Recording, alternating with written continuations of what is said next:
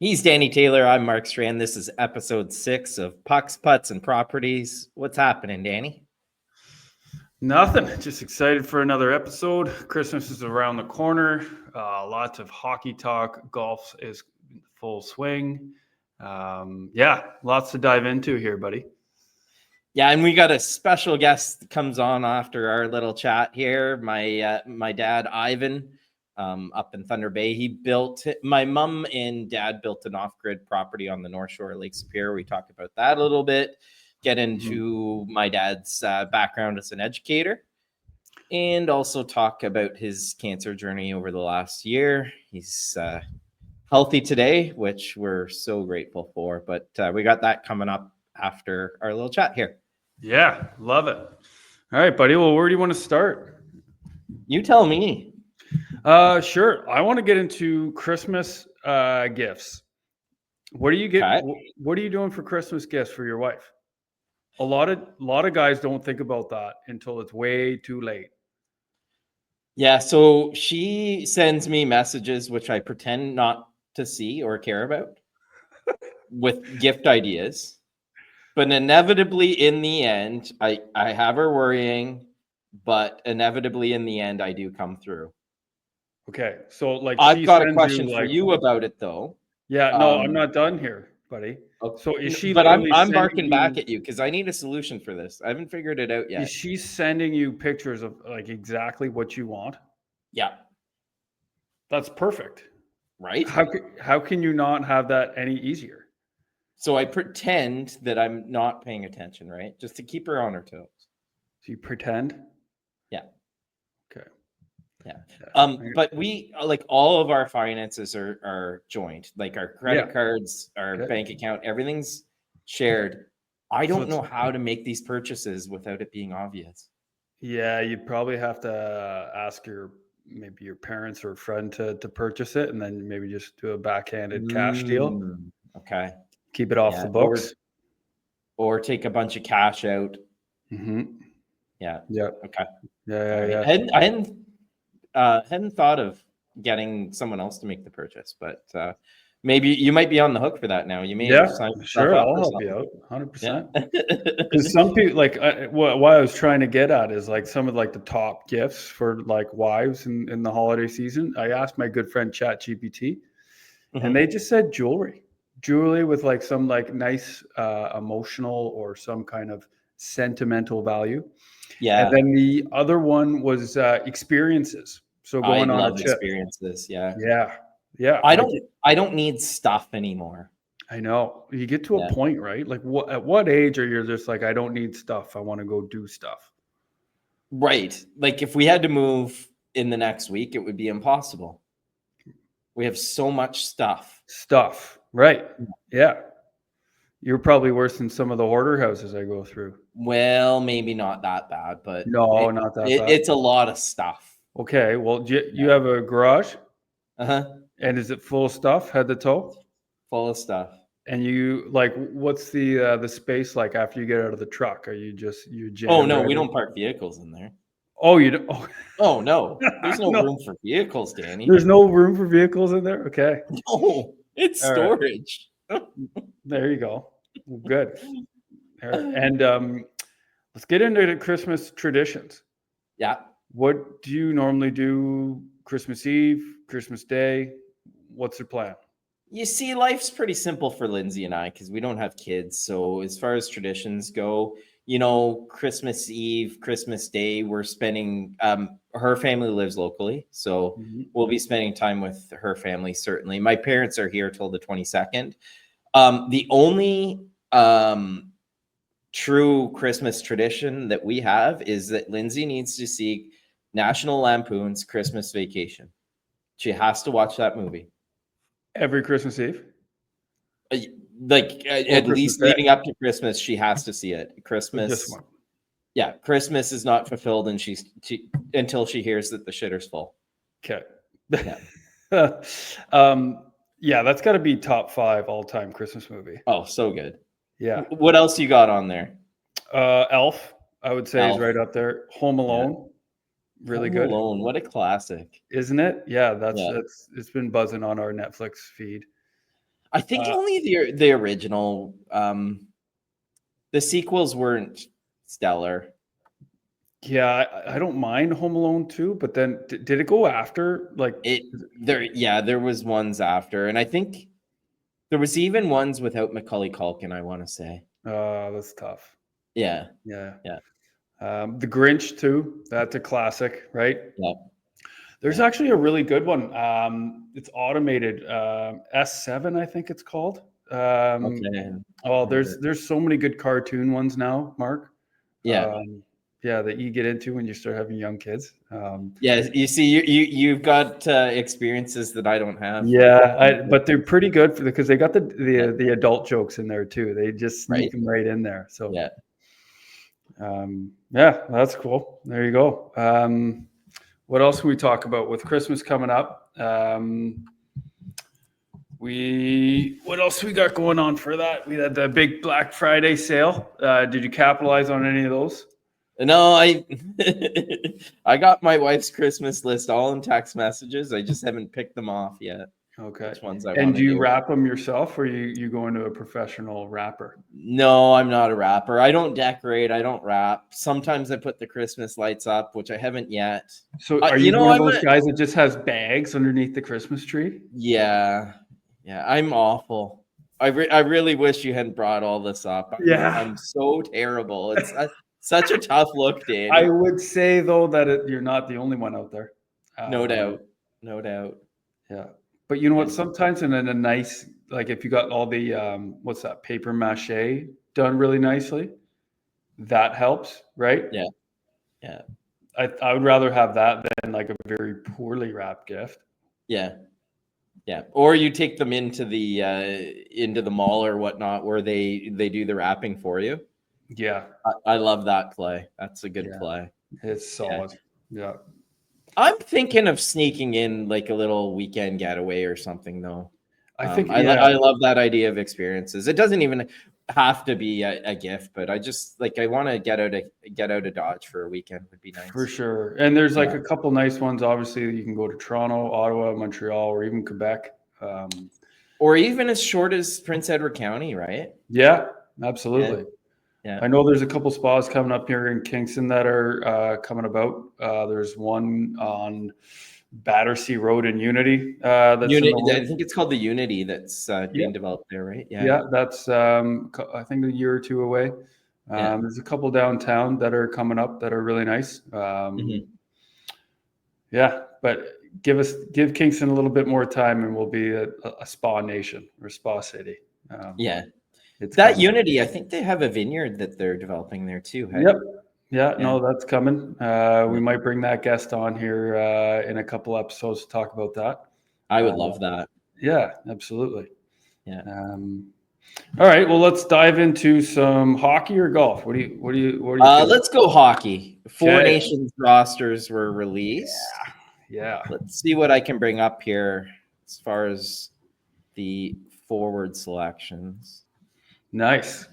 Yeah, and just so our viewers can see, we just did a quick Russian players, but I think we're missing some guys on there. I went really quickly on NHL.com to see who else was up in the standings for forwards, but just Russia alone, looking at those names, is like, oh my goodness, they might have been the favorites if they were in it, though. Hey, Danny. Seeing that list of players makes me actually really sad that Russia is not going to be there. And I know with the political things going on, we're not getting onto that, but they should be there with the amount of talent that they have in the NHL. They should be playing in here. So I'm still really excited to see it. What is your take on the forward so far? Let's start with Canada. Well, I'm going to push it back to you as our local hockey expert. But obviously some names missing there that I thought Scheifele was the name. Yeah. That's one that I quickly can't come up with. Bedard, you'd think they'd want to start him in getting him some. You told me earlier he's not having the greatest of years, but he's going to be a player, if not a few potential captain of Team Canada at some point. You'd think that they'd want to get him going. Absolutely. Yeah. I know that he's left off, and you can argue both ways. Like, do you have him just as an extra forward, just so he's around the locker room, just to experience all these guys? Like, Crosby being the kind of the leader, team captain, like you kind of want him to be around that atmosphere just to pick up things on how he conducts himself. Just because, eventually things in Chicago are going to turn around, and kind of a tough situation that he's in there with Chicago being, they've almost taken a step backwards this year. And when that happens, you always look to the coaches or your top players are not performing, but pretty hard for a 19-year-old to wear that, the Chicago's, I don't know, lack of success, or you could say, or lack of development on just a 19-year-old kid. But I wish he was there. There was another Scheifele. Stamkos was left off. I know he was really disappointed that he, wasn't on there. He was pretty vocal about that in his comments. But I mean, when you look at the rosters here on paper, I think you got to give the edge to Canada as far as forwards are concerned, right? Albeit Russia would have a really strong case, but. I like the U.S. roster. U.S. is strong. Yeah. Honestly, down the middle, it's going to be really tough to beat, right? Like it's really going to come down to who's going at that time and who's playing well with each other. Like it's going to come down to puck movement and being strong down the middle of the ice. The Finns and Swedes too aren't light either. It's not like it's going to be a cakewalk. I'm so happy that they're having best on best. It's been so long since we've seen the best players in the world play against each other. Obviously, with the Olympics going to non-NHL players, we haven't seen that. So it's going to be really, really exciting as this date moves closer. So, it almost feels like a coin flip, really. Yeah, honestly. Let's move on to the D because I think a lot of analysts have Canada as forwards as a unit probably might get the edge to it, but it's obviously up to the coaches to utilize these pieces in the best situations to get the most out of them. So coaching is going to be a big factor in this too. Sure. Are you able to get the D up on this? I'm just popping it up here right now. Lovely. Yeah.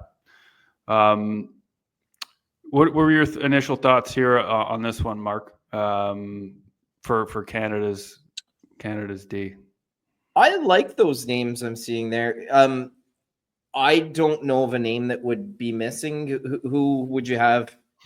Honestly, the one guy that I thought might have taken a jump into the lineup was Tanev. Tanev out of Toronto. He's been really strong on the back end. So he's, for whatever reason, he's been really good this year, but to leave him out, I would have thought they might have bring an extra, but I think they're limited to 7 for their roster spots. So still, you could say Parenko or Tanev.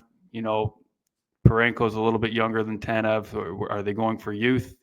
I'm not sure, but obviously with Taves and Makar as your 1 and 2 deep pairings, I think you're in pretty good hands. But honestly, when you look at the United States, Finns and Swedes, like they're just as good, right? Yeah. Like it honestly could be a coin flip too with what you're seeing in the NHL, but it'll be really interesting to see when you have all these top players at this level. There might be some surprises where you're like, oh my God, this guy is way better than what he's showing in his NHL club for whatever reason, whether it's coaching style or whether it's the deep pairings that he's utilized in. So I'm really interested to see maybe some surprises of players that maybe you don't see very often, or maybe that they're not utilized in a certain spot that, they can kind of capitalize on their strengths. So, it's just going to be such exciting hockey to watch. Mm-hmm. That's for sure. Yeah. And goalies, what do you got here? Yeah, this one is a different one for sure for Canada. This is, as we've talked about, it's a weak spot for sure. You compare them to the, I guess we could call it other 4 teams that we have up there, including Russia. But yeah, I don't know. Yeah, it's going to be tough. Like if you're going to see, and that's where I'd be really interested to see how they do and who's going to take the load here going down the stretch, because obviously they don't start playing till February. So depending on how these 3 goalies play, like they're basically playing to start game number 1 right now, right, between Hill, Bennington, and Montembeault. Yeah, would you lean either way if we were starting today? Who the starting goaltender would be? You know what? It's really hard to say Jordan. I guess you'd say Jordan Bennington with how he's played this year, but I really like Sam Montembeault. He started the year off real hot, obviously cooled off a little bit right now, but he gets tested all the time. I just, of those 3 between Bennington, Hill, and Montembeault, I would like to see him start. And I know that he's inexperienced. He's won a world championship, was his kind of claim to fame, but obviously Hill and Bennington both having won Stanley Cups. For me, it's just the way he plays, and he's big, and he's going to get those blind saves. So I think you'd start him right now, but who knows going down the stretch in December, January. It's going to have to come down to almost the last 2 weeks on how each guys are going. But the roster, the goalie picks here with Finland, Sweden, and the United States, or even Russia, like any one of those 3 could be the starter for Canada. So when you talk about goaltending, this is going to be, the difference maker is going to be goaltending and special teams. So really excited for February to come. If you were a general manager and had your pick of any active goaltender playing today, who would your guy be? Who do you like the most out there right now? Vasilevsky, still. Yeah. He's still, to me, he's still the GOAT. Yeah. I know he's probably played more hockey than any goalie in the last 10 years. Yeah.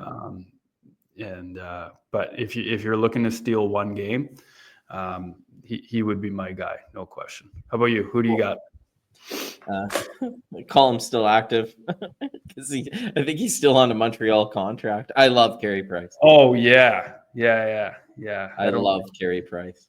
He was so good. Probably one of those goalies, like going down with Henrik Lundqvist, like one of the all-time greats to never win a cup. But you could say he was a big money goalie. But yeah, I mean, if you put him on, okay, I'm a Habs fan, but if you put him on a roster that was different, okay, the year that they made it to the final was obviously a really strange year, but if you had put him on a team that had, like, that was not a strong team in front of him, right?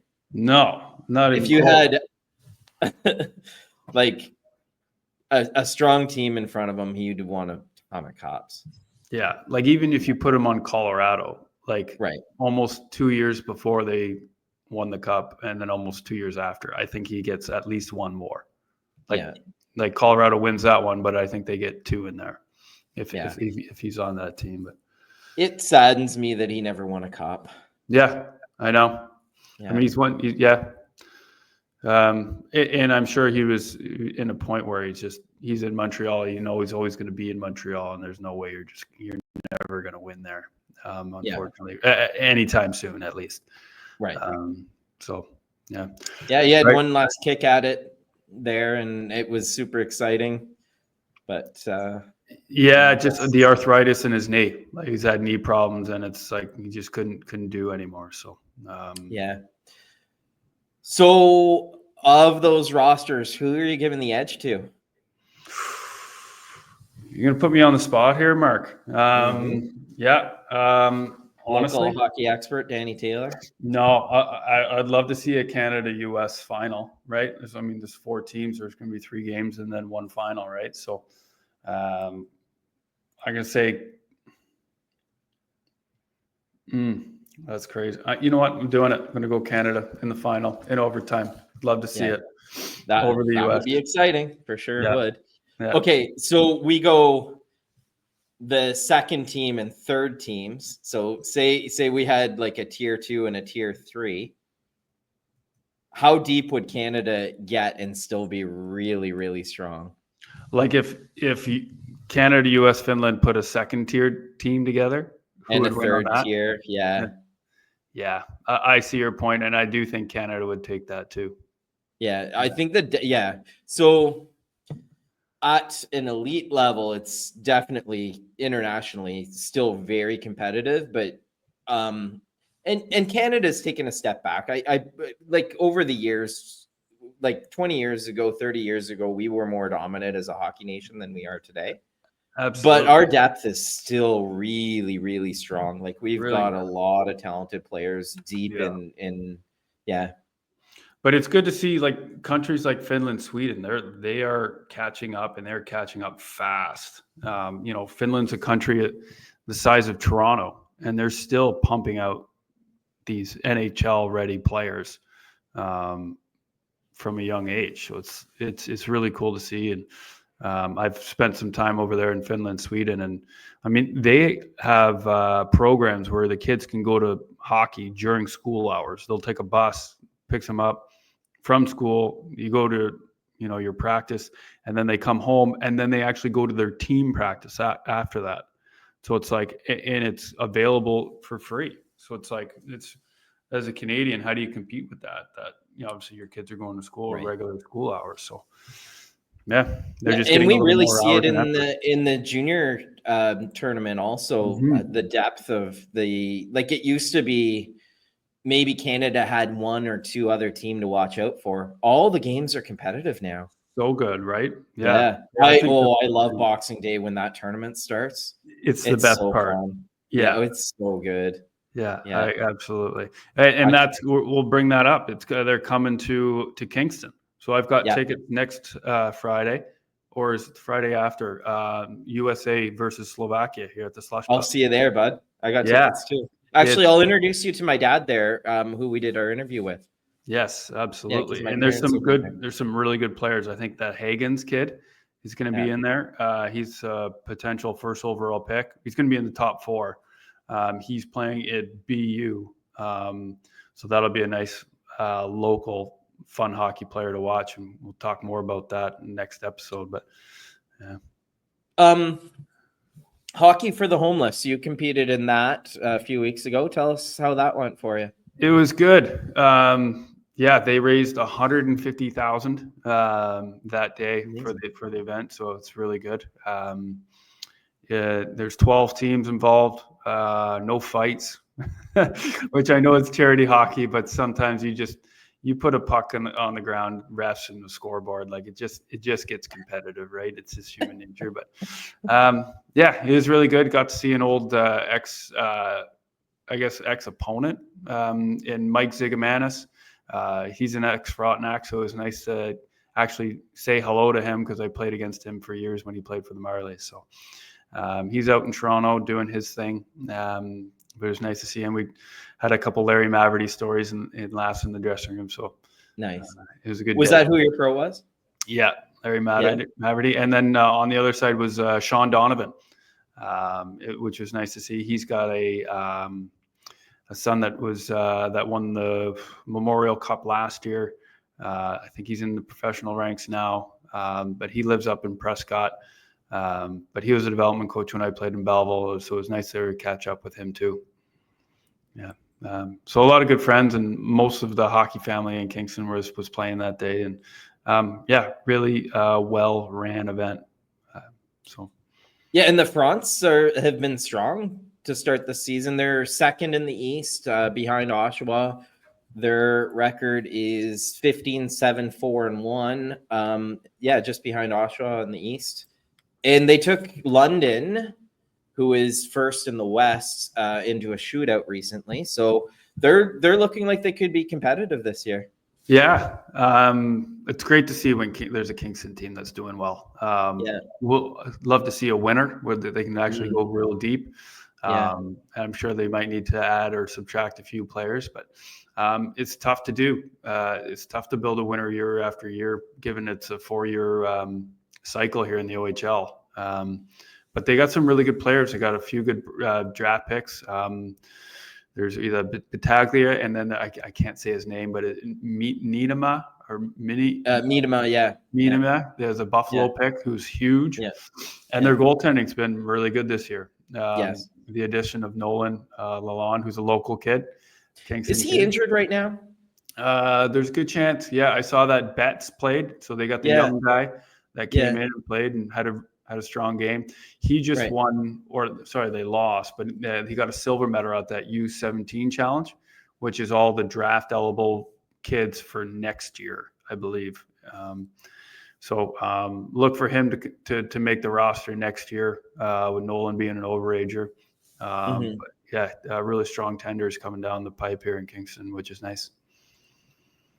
Yeah, super exciting to have the Fronts be competitive. You know, junior hockey is always so interesting. The one game I've been to this year, for the record, I watch a lot of their games on TV, but the one game I went to, they were playing Peterborough, who I think at the time had only had one regulation win. And junior hockey is just so funny. They're first in the East at the time, playing last in the East. The game goes to a shootout. It's like junior hockey is wild. I know. I was at that game. I remember. Yeah. So you were there, right? Yeah. So nice. Really good local connection. Blake Gowan was playing on that team, who played in Kingston all the way through, except for his last U16 year. So I know the dad well, who's a local policeman, and so we're up in the stands watching that game with looking for Blake, and it's nice to see when you you got a young Kingston kid growing up all the way through here, and then plays in the hometown.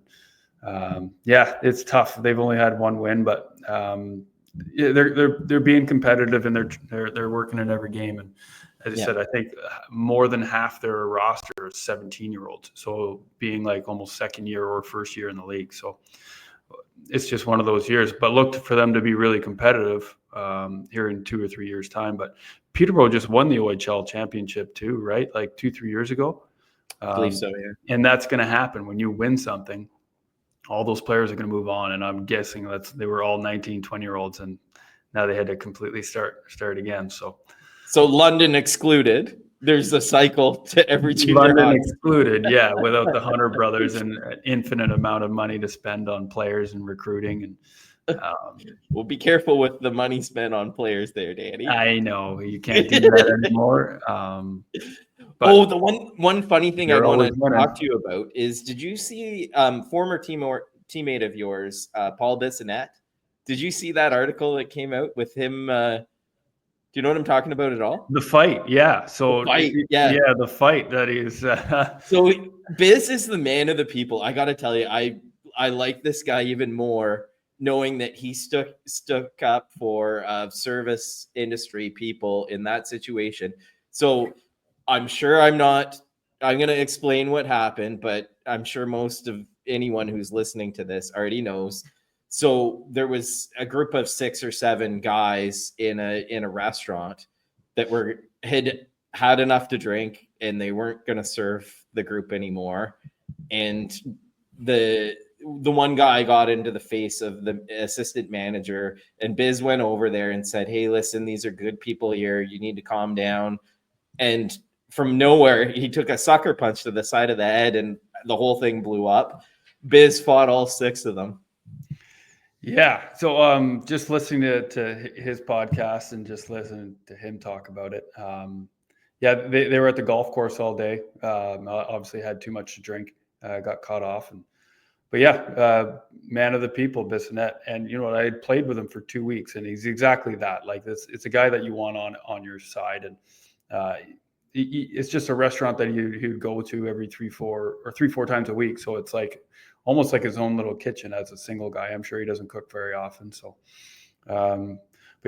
look to see for the video footage on the CTT videos. It's going to come out. It hasn't been released yet, but apparently the cops that have seen it, Biz's story is like 95% accurate of what happened. So. Did you see the other story that surfaced at the golf course? Yes, I saw that video of those guys. But the most interesting one of the golf course staff took a punch in the face from one of these guys, or allegedly took a punch in the face from one of these guys earlier in the night. So these guys are just hooligans. But the most interesting part is you can't find these guys anymore. Like they have all fake IDs, fake addresses, and they're gone in the wind. So they've got this private investigator that they've hired that are trying to track these guys down.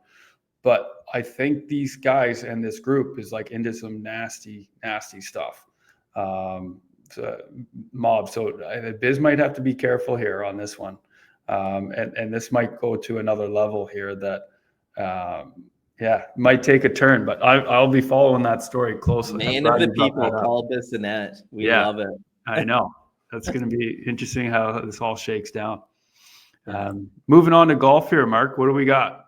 Yeah, the Hero World Challenge. It's Tigers tournament hosted in the Bahamas. It's a limited field event, limited to 30 players, but a strong event that kind of, for me anyway, really kicks off the start of the new season. A couple events that I enjoy watching this time of year would be the Hero World, and then when the father-son tournament kicks up. That's obviously a non-sanctioned event, but I really enjoy watching that one. You've got players like John Daly and John Daly Jr. playing in it, and Tiger and Charlie often play in it. They haven't committed yet this year. As per usual these days, Tiger's just trying to heal his body. What's going on with his body there right now, Mark? He's just broken. Yeah, he's so broken between the accidents and a lengthy professional career. Like, he pushed his body in the gym so hard, right? Mm-hmm. Well, you listen to the stories of what he had to do growing up. Like, that's not easy on the body, right? Yeah, I think it was mainly how he pushed himself in his young adult life, though, to be honest with you. Like, he'd do military training and stuff. Yes. It's just absurd. Yeah. I mean, hopefully he gets healthy there, because it's so fun to watch Charlie and Tiger. It's like a spitting image, right? But, well, what are your thoughts on Charlie? How is he doing? And do you think he can kind of replicate or come close to what his dad did? I mean, to replicate that, I think the odds are stacked up against anyone. For sure. He's played in some qualifiers and not really been that close, but he's pushing himself, which it's interesting. It'll be really interesting to see how it all plays out. Mm-hmm. I think his life as a golfer is kind of unfair. Yeah. Like, of course he's got opportunities because of who he is, but like, that's a tough existence. Yes. Yeah. I hear you. Like, no matter where you're playing golf, you're going to have a camera in your face. And that, I mean, you're in a grocery store, not 16, that he's probably 17 years old now, but like, this started really young whenever he was on a golf course, right? Yeah, absolutely. Like, it's not so easy for him to just go to a public driving range and start hitting balls, right? Like, he can't do that. No. But I mean, he's got facilities no matter where he's going. But I think he'll be okay. Yeah, I know, but it's just a different life. Like, it's not the life that your kids know, right, Danny? No. Yeah. But hey, can we talk about what's going on with Rory McIlroy? Like, when's the last time that guy's won a tournament? He's been so competitive in a bunch of events and just can't seem to make the meaningful putt or hit the right shot at the right time. He's lost like 3 where he's like, he should have won. He's put him in a position to win, and it's like, I don't want to say the word choke, but yeah. I'm sure the sports psychologists are having a field day with him right now. For sure, because he's still the longest hitter out there, is he not? Like, we're close to. Oh, he's up there. Yeah. He hits drivers so good. He hits it so high and so far. Yeah, like, and he's still, his iron play is still good. Like, his recovery shots are great. Like, why can't he just put this thing together? Because, like, the amount of tournaments that he's not won is probably off the charts that he should have. Had you ever gone through anything like that in your career where you were trying so hard and not getting anywhere? Yeah, I mean, to go that long, I would say no. Like, there'd be ups and downs between like a couple weeks, but then you kind of get it back. But I mean, it seems like he's been in contention so many times. Yeah. Did you ever work heavily with sports psychologists? Yes, I had one growing up, and then I had another one in the later half of my career. A lot of the sports psychology stuff is that the whole existence of it is to try to get you not to think. So obviously coming into mindset, and I find the best way not to think out there is to be really good at breathing. So being able to just learn how to breathe. And there's not a lot of people that talk about the breathing aspect of it. And they're honestly, I think in about 4 or 5 years, you're going to see breathing coaches come out. I'm a huge believer in cold tubs because it gets right back to the basics of breathing.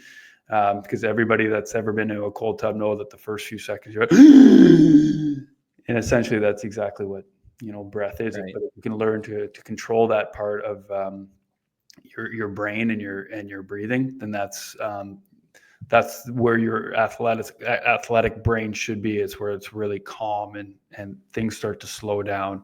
And that's where you want to be athletically. So sometimes referred to as being in flow state, where you're performing and not thinking. Yeah. And that's a really hard thing to describe to young athletes unless you've been in it. But highly recommend now, after going through it, is just being really good at cold tubs. Because if you can get into a cold tub and just act normal and just really connect with your breath, then you can get into flow pretty quickly. Yeah. Sorry, I didn't know that we're going down that deep psychology. Oh, I love it. I love it. But I think at this point, we'll throw it over to our very special guest, my father, Ivan Strachan, from up just past Thunder Bay, Ontario. He's talking about off-grid property that him and my mom built. We talk about life and his career as an educator and strong promoter of the trades and youth. So we'll send it over to my dad, Ivan. Beauty. Danny and I would like to welcome our next guest on the Pucks, Putts, and Properties podcast. He's a husband, father, educator, strong promoter of the trades in our youth, cancer survivor, and he acted as his own general contractor for an off-grid build on the North Shore of Lake Superior. It's my dad, Ivan Strachan. Dad, welcome to the pod. Thank you. Good to be here. Yeah, welcome, Ivan. Lots to talk about here today. Really excited for what's to come. I know I've got a lot of questions on the build and life questions. So, Mark, why don't you start us off here, buddy? Yeah, you bet. What inspired you and obviously my mother to build off-grid home, and what were the biggest challenges you faced during the process? As we were approaching retirement, living in the city, it was like, we could do this forever, but it wouldn't be very exciting. So we decided that we wanted to move out of the city into the country somewhere. We'd grown up on inland lakes and thought, you know what, we're looking for a new experience. So Lake Superior was our choice, and we just hopped in the car and started driving south of Thunder Bay, driving into each and every road, looking at what was already developed, what properties were available, and landed pretty close to the US-Canada border on finding a piece of property that we thought was challenging, but doable. So we did further investigation to figure out whether this piece of property was going to be viable for us, because it's a very rocky shoreline. When we purchased the property, it was a terrible mess of blow-down trees, to the point where it took us 2 winters of clearing and burning to actually figure out the lay of the land here to determine where we might put buildings and how to structure the full property layout. Wow. Yeah, and Danny, just for reference, my parents are about 40 minutes south of Thunder Bay. Below them, would you be 5 minutes to the US border where you cross over to Minnesota? 10 minutes? If I left and look out the window, I can see US mainland across the bay. Yeah. Yeah, so very close to the US border on the quite a ways up north, obviously, but Minnesota border there. So Duluth, Minnesota would be the nearest city to the south of my parents. Yeah, take us a bit more through the process of clearing the land and eventually looking at getting a foundation down and your garage build. which turned out to be a bunkie build. I lost part of my garage. Yeah. Yeah, like I said, it was 2 winters of cut and burn before we had a really good view of what we had for property. Before we purchased, I had taken a shovel and dug into the ground 2-3 feet to determine what kind of soil we had. And once I found out that it was a beautiful gravel property for the back half of it, and the front half is beautiful, but it's completely different in that it's massive boulders, typical to the shoreline, north shore of Lake Superior. That we had a very viable, buildable property with an excavator. We were going to be able to dig down. So the first thing we built right next to the shoreline was a deck that we could put a barbecue on and a couple of chairs. So we had a place to do a little bit of cooking at lunchtime. And the second thing we built on all rural properties is an outhouse. And the third thing we built was a garage with about 2/5 of the garage being a bunkie with table, wood stove, bed. It was just a one room and a little bit of storage. And we were able to then come out and stay 2-3 nights at a time nice. With all those modern facilities of a bucket sink and the outhouse and the wood stove to cook on a little bit. Yeah. We were able to manage with staying overnight a few. Yeah, we'll take it through now. Now that you've developed the property over the years, is it well and septic, or what do you guys do for your amenities? Yeah. So we have a drilled well. The drilling goes down 140 feet and the pump is down 120. So we have 20 feet below the pump for residue to fall into. So that should take care of that over many, many, many years. And we have not the traditional septic field, but we have a Waterloo biomass system, which is a shed that's full of 2-inch by 2-inch by 2-inch foam chips, and with 3 jet sprayers at the top of the building, which is probably 6 feet by 4 feet by 6 feet high. So it's not a big footprint. And then from the traditional septic tank and pump tank, it sprays into the top of that shed and the deal is done. Nice. Nice.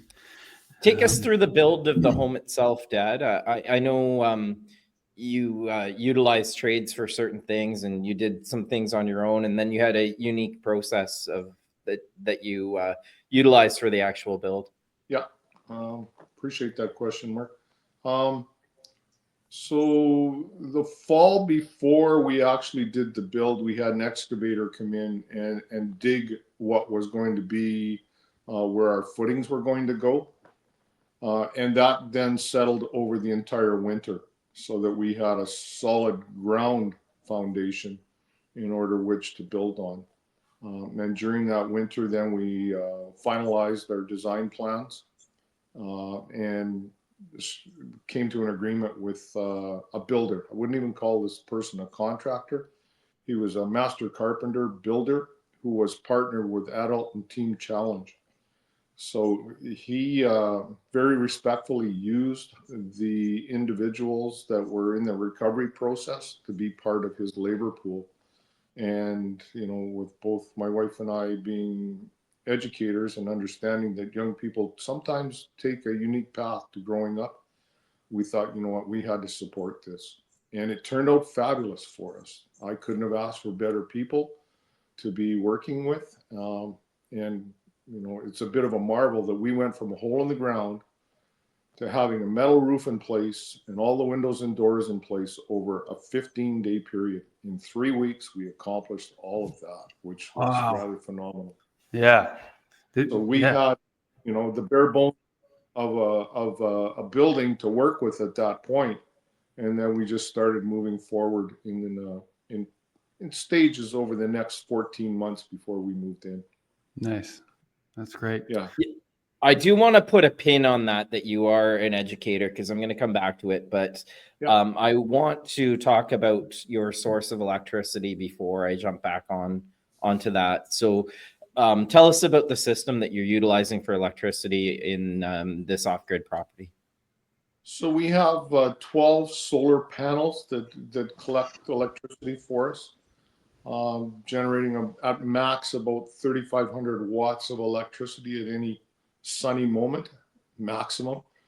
Interesting that we're doing this conversation during the dog days of daylight in the winter, because there are some days when we get virtually zero charging from the solar panels. And we have 2 generators with distinct purposes as backup. Our smaller generator has a remote start on it, so it's just a button that we push from inside the house to start it whenever we want to have additional power or we know the batteries need to be charged up.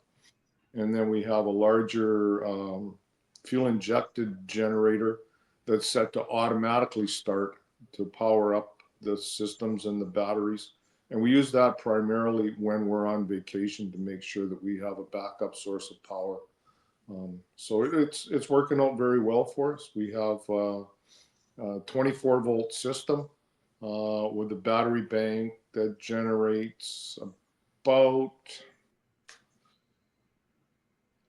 15,000 watts of electricity as reserve on the DC impressive side of the world.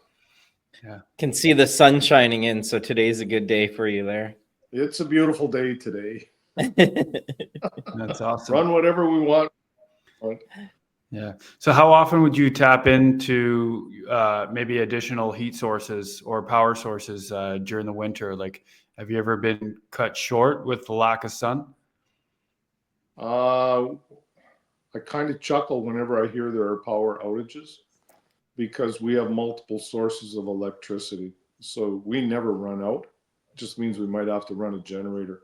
To give you a bigger picture sense of where we're at, we're about 98% solar driven for all of our electricity needs and about 2% generator. That's awesome. Yeah. Yeah. So even in the dog winter on a sunny day like this, you know, when evening strikes and the power stops being generated, for about an hour in the evening, we run the generator just so that we're absolutely comfortable when we decide it's time to go to sleep, that all of our systems are going to be fully powered until the next morning. But that's very precautionary. Mm-hmm. Was there anything throughout the course of the build and now today that has surprised you, for better or for worse? I have to say no. Okay. Well, the other part of it is when we had that garage built, we put the solar in at that point and ran a whole bunch of things, including a fridge 24/7, a toaster oven, and we tested solar to make sure that we were convinced that it was doable. So yeah, I think once we got into the house and full-time living here, we really didn't enter into any surprises. Mm-hmm. Let me ask it a different way. Is there anything looking back that you might do different? You know what? You always are looking for a bigger bank of batteries and more reserve power. And that's just about how much money you want to spend. Gotcha. Right. We've gone through initially a set of lead acid batteries, and we didn't wear them out. We sold them, and we moved to absorbent glass matte batteries. And in that process, because absorbent matte glass batteries do not require any ventilation like a lead acid battery, we were able to move those batteries inside the garage, bunkie,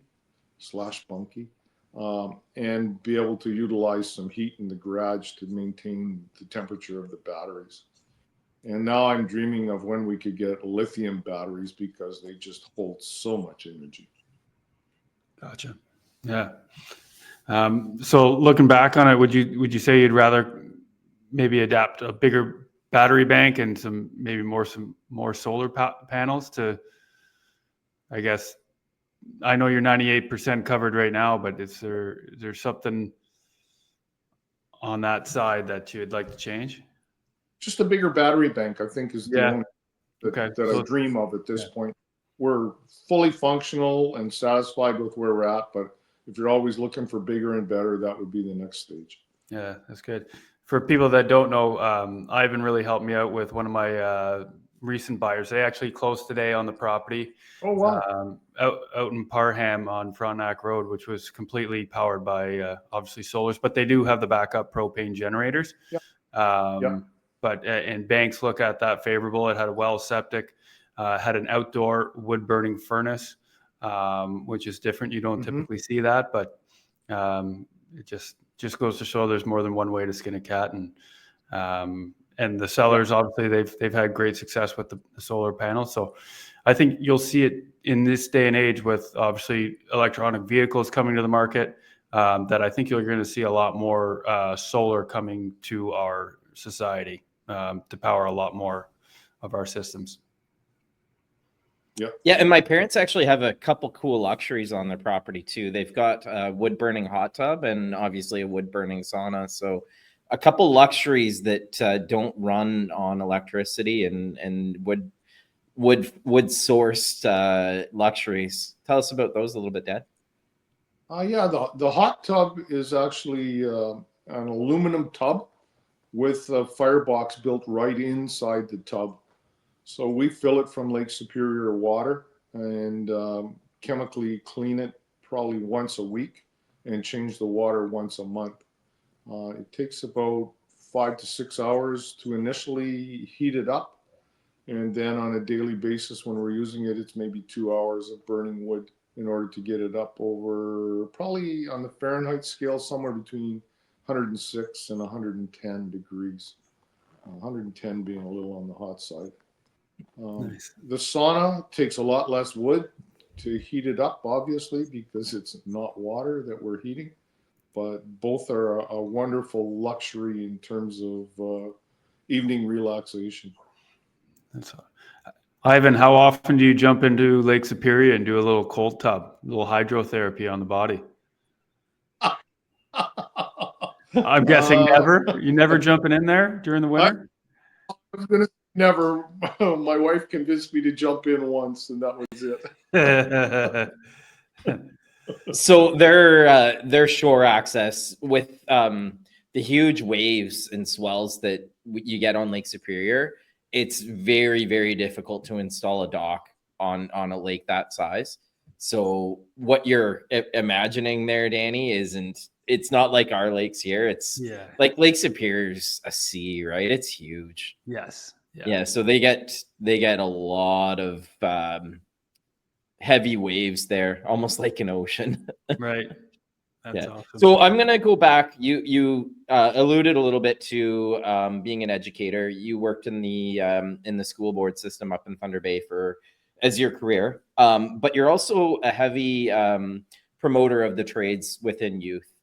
We've got a housing shortage in Canada right now, and we're seeing more people retire from the trades than we have coming in. Why do you think it's important for young people to explore careers in the trades today? Well, I think it's a nationwide need, and I'm going to say it's more than just a nationwide need. It's a North American phenomenon that's happening right now, but it's an opportunity for youth to move into a short-term or a long-term career that's not going to put them heavily into debt to get going on it. And I think it's a wonderful learning opportunity, both in terms of working with others and learning core knowledge, along with, I'm going to call it hand skills, to bring those three elements together to really set them up for the future of success.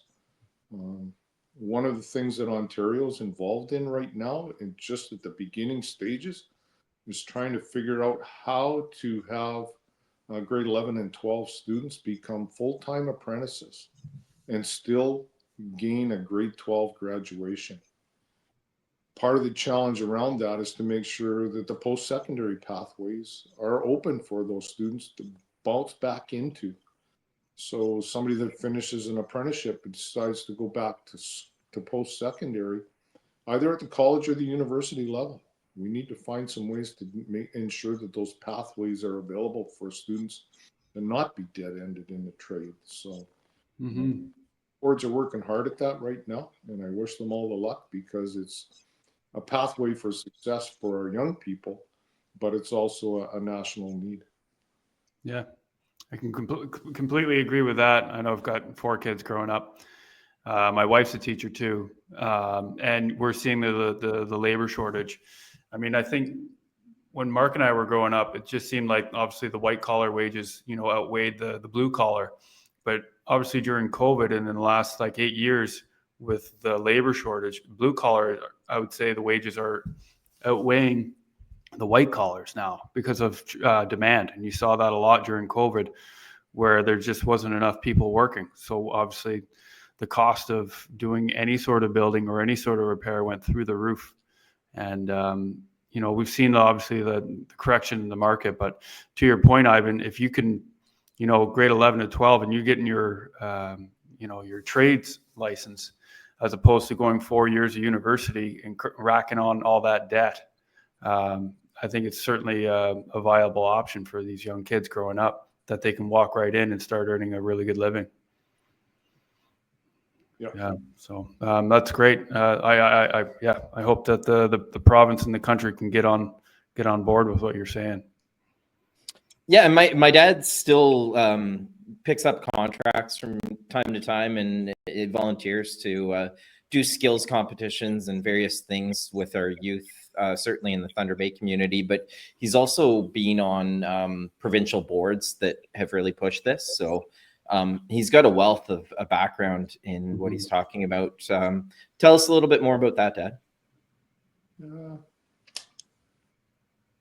I worked 15 years in the classroom. Majority of that was between grades 7 and 12, and it was primarily in the shops that I managed.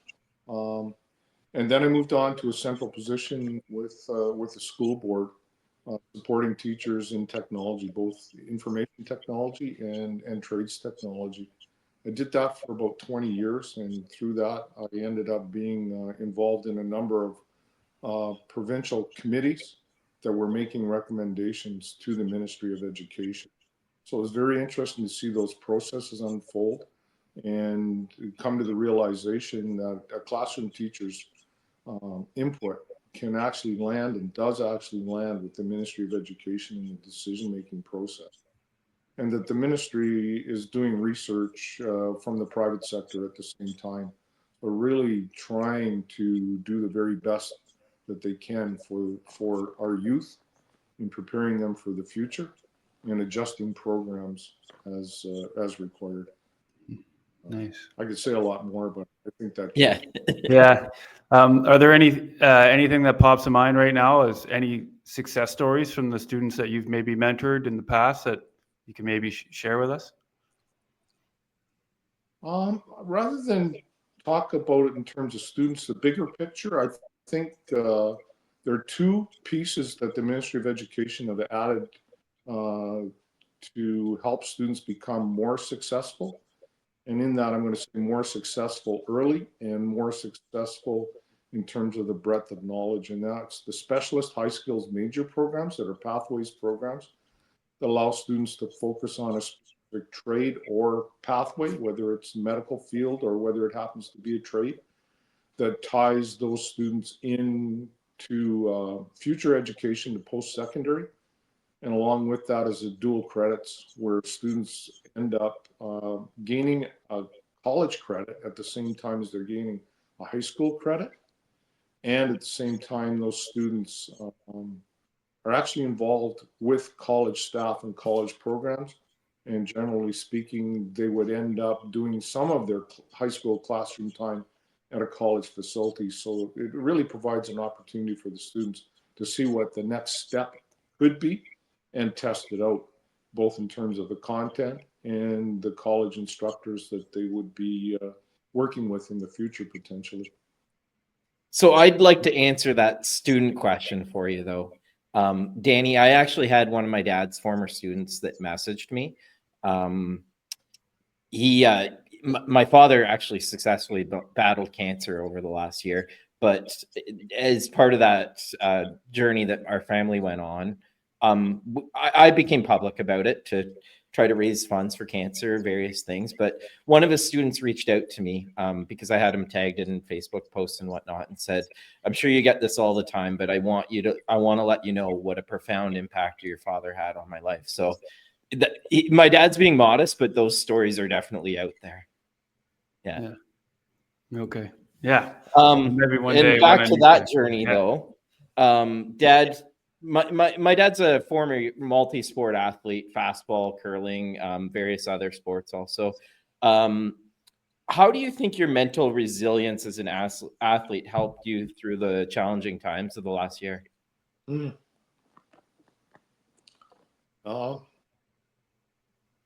In competition, your body's a big part of what you're able to do. But unless your mind takes charge of what you're facing and how to methodically prepare yourself for those events, you're not going to be very successful. So my battle in the last year with cancer, my first decision, big decision, was to say to myself, you know nothing about what's going on inside you, but the medical folks, that's what they do. They're professionals about it. And the big challenge was not to fight the system, not to fight myself, but just turn myself over to the medical people, support them as best I could in what they were going to do to intervene in this nasty thing that was inside me.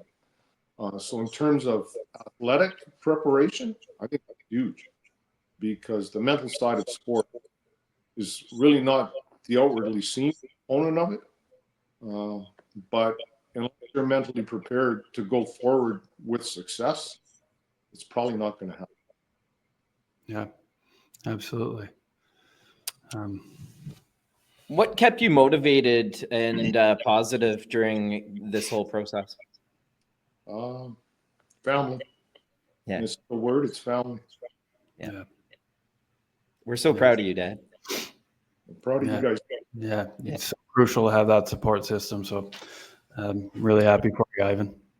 Yeah. Back to the sports question. This is getting a little too deep here, Danny. Yeah, it's good. It's family. It's all. What lessons from sports have carried over to life and career? Wow.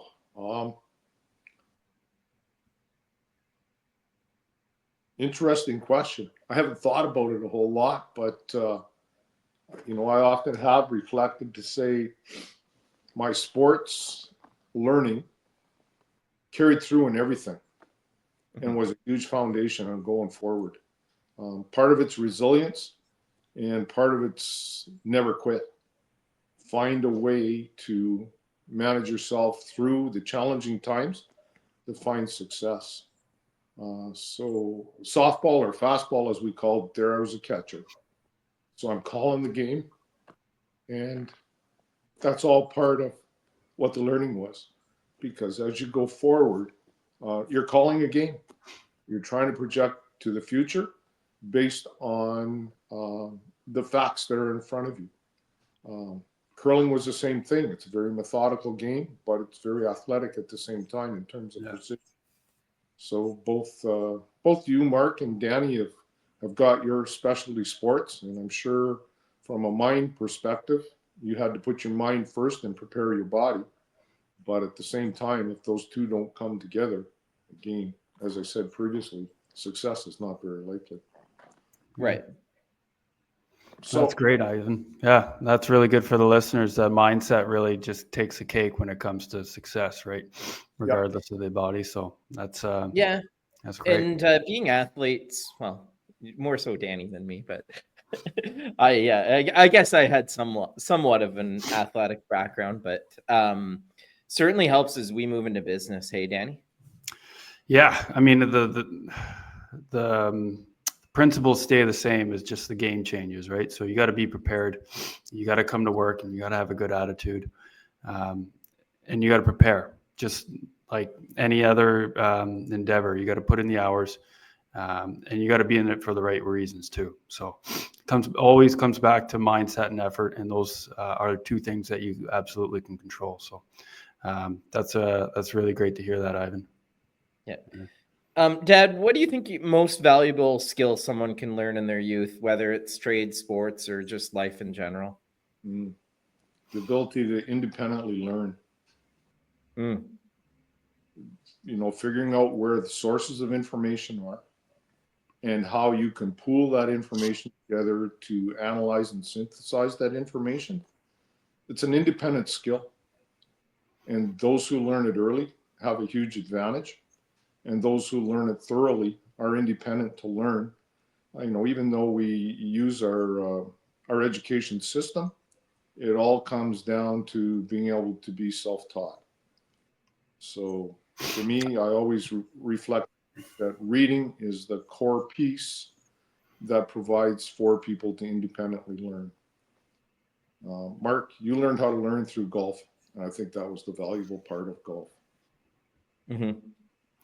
I'm glad you said that, Ivan, because I feel like we live in an age, I see it at the hockey rinks where the parents are trying to educate the kids, but I think there's room for discussion on the kids need to learn for themselves and teach themselves from their mistakes, right? Obviously, the parents can be there to help guide them, but also in school. Like my kids one day will be smarter than me in almost every aspect. I hope, right? That's their goal. But I mean, obviously I can educate them in what I know, and same with my wife can educate them in what she knows.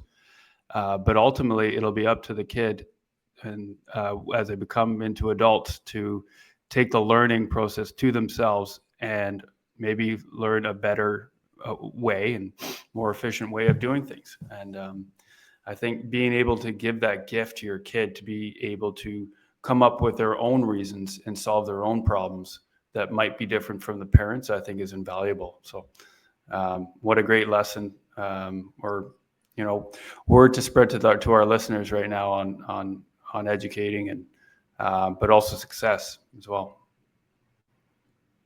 Yeah, I think I want to bring this kind of full circle as we wrap it up. You can see the Queen's logo on my dad's sweater there. So he's a Queen's grad from a few years back, education system in Queens, actually. When my mom was in labor with me, he was down in Kingston, living in Kingston when my mom gave birth to me. So my dad was living in Kingston, and now I live in Kingston. He was going to Queens, and I made this my hometown now, and couldn't be happier about it. And it's kind of a neat full circle moment. Dad, thanks so much for joining Danny and I today on episode 6 here. Appreciate that. I do have a question though. Okay. So we do not have a comparable here in terms of property value. And there's 30 lots out here that have been developed in the last 15 years, and the owners have not let go of them. So I don't have a comparable. Danny, right. You did this process recently. How did you determine an accurate pricing on a property that I prefer not to call it off grid? I prefer to call it, we just generate our own electricity independent from the grid. Because off-grid sometimes has a negative connotation. Yeah, there's a couple ways that you could go about pricing. Obviously, you try to look for comparables. That's usually your number one. But if there isn't any comparables, then you usually do the cost of reproduction. Like, what is it going to cost? Base cost per square foot, and then the cost of installations. And then there's a good chance you're going to mark it up 10, 15, 20% on that. And that's kind of if you're really trying to, gauge the market. The other strategy that you could use is obviously list low and hope for multiples, which recently happened here on one of my listings. But that's not always the best strategy. But usually it takes time to go through the process on that and just and then gauge the market. There's so many different factors on pricing things. So. Go ahead, so I want to discuss actually with you, Danny, that strategy of listing the property on low end of value and trying to drive demand on it. So I think for that to be a successful strategy, it has to be in high demand.